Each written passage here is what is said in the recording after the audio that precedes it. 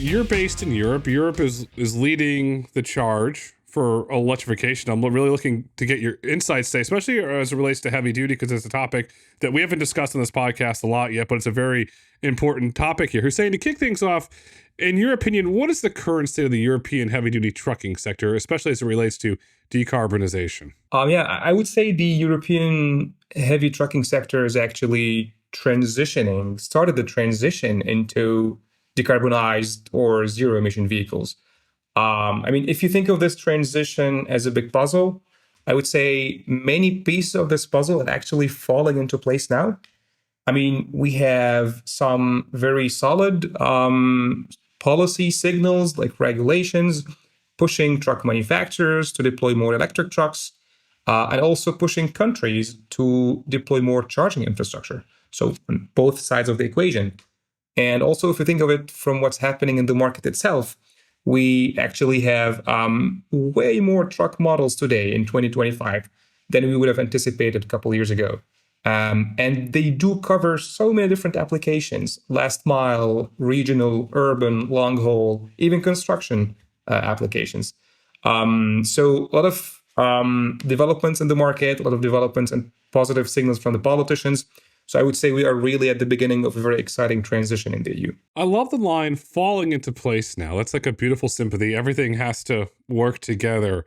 How is it all falling in together? Is it from the OEMs that are manufacturing the products? Is it the infrastructure? Is it the regulatory state? What is causing this symphony to all come together now? Yeah, so I think the main factor was regulation.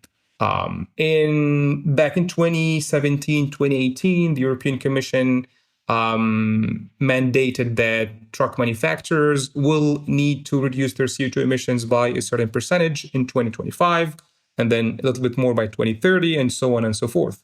And that was kind of like really what catalyzed this transition into new technologies, and that's what pushed truck manufacturers to invest more in electric trucks and also hydrogen trucks. So I would say definitely regulations. The companies that are adopting this, have you seen any trends where it's overwhelmingly battery electric or it's overwhelmingly hydrogen? Have you seen, or is it a mix? Have you seen any interesting trends there? Definitely, yeah.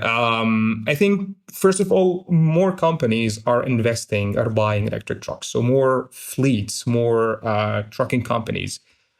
Just to give you some quick numbers. So until June 2025, so the first half of this year, we have seen close to 10,000 zero-emission trucks. Most of them are battery electric trucks registered in the EU, covering a wide portfolio of applications and segments.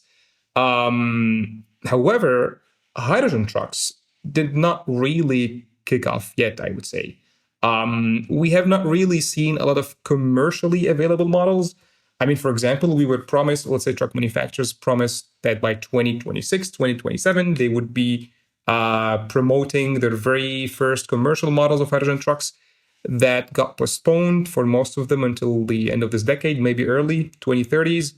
And also we have seen a lot of very negative feedback from some pilots when hydrogen trucks were tested. So I would say we are shifting more into a battery electric dominant future when it comes to decarbonized trucking in the EU.